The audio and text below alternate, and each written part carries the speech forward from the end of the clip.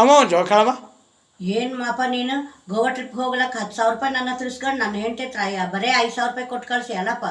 ಅಯ್ಯಯ್ಯೋ ನಾನೊಂದು ಸ್ಟೋರಿ ಹಾಕಿ ಕೇಳಪ್ಪ. ನಿನ್ನ ಹೆಂಡತಿ ನನ್ನ ಹತ್ರ ಬಂದು ಮಾವ ನನಗೆ 10,000 ರೂಪಾಯಿ ಬೇಕು ಅಂದ್ಲು.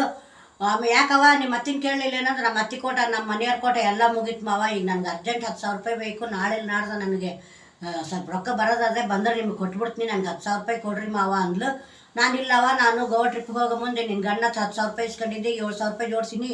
ಈಗ 7,000 ರೂಪಾಯಿ ಕೊಟ್ಟು 3,000 ರೂಪಾಯಿ ಬಿಡೋ ಅಂತ ಹೇಳ್ತೀನಿ.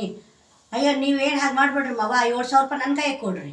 ನಾನು ಇನ್ನೂ 3,000 ರೂಪಾಯಿ ನಿಮ್ಮದು ನಾನು ಹಾಕಿ ನಮ್ಮ ಮನೆಯವರಿಗೆ 10,000 ರೂಪಾಯಿ ತೊಗೊಳ್ರಿ ಮಾವ್ರಿಗೆ. ನೀವು 10,000 ರೂಪಾಯಿ ಕೊಟ್ಟಿದ್ದಂತ ಗೋವಾ ಟ್ರಿಪ್ಪಿಂದ ಅದು ತೊಗೊಳ್ರಿ ಅಂತ ನಾನೇ ಕೊಡ್ತೀನಿ ಮಾವ. ಅಯ್ಯೋ ಸರಿ ಬಿಡಮ್ಮ ಹಾಗಾದ್ರೆ ತೊಗೋ ಅಂತ 7,000 ರೂಪಾಯಿ ನಿನ್ನ ಹೆಂಡತಿ ಕೈಗೆ ಕೊಟ್ಟನೆಪ್ಪ. ನಿನ್ನ ಹೆಂಡತಿ ಏನು ಮಾಡ್ಯಾಳ ಅದ್ರಾಗ 2,000 ರೂಪಾಯಿ ತಂದು ತಕ್ಕೊಂಡು ನನ್ನ 3,000 ರೂಪಾಯಿ ನೋಡ್ದು 5,000 ರೂಪಾಯಿ ನಿನ್ನ ಕೈಗೆ ಕೊಟ್ಟಾಳ. ಇದ್ರ ನನ್ನ ತಪ್ಪೇನದ? ಅಯ್ಯೋ ಎಂಥ ಇದಿದ್ದಳು ನೋಡಪ್ಪ, ಕಿಲಾಡಿದ್ದಳು ನೋಡಪ್ಪ. ತಾನು 2,000 ರೂಪಾಯಿ ತಗೊಂಬಿಟ್ಟಾಳ. ನಿನ್ನ 3,000 ರೂಪಾಯಿ ಹಾಕ್ತೀನಂತ ನಿನ್ನ ತಂದು 7,000 ರೂಪಾಯಿ ಇಸ್ಕೊಂಡಾಳ. 7,000 ರೂಪಾಯಿ ಕಂಡು ಹಾಕಿ ಬಳಸಿ ನನಗೆ 5,000 ರೂಪಾಯಿ ತಂದು ರೊಕ್ಕ ಬಂದಿಂದ 5,000 ರೂಪಾಯಿ ಕೊಟ್ಟಾಳು ನೋಡಪ್ಪ. ಹೀಗೆ ನೋಡು ಕೊಡಂಗೆ ಇಸ್ಕೊಂಡು ಇರ್ಬದ್ರ ಅಂತಂದು ಆಕೆ 2,000 ರೂಪಾಯಿ ಹೊಡ್ಕೊಂಬಿಟ್ಲು. ನಾನು ನಿನ್ನ 3,000 ರೂಪಾಯಿ ಸುಮ್ಮನೆ ಹೇಳ್ದಾಗ ಆಯ್ತು ನೋಡು.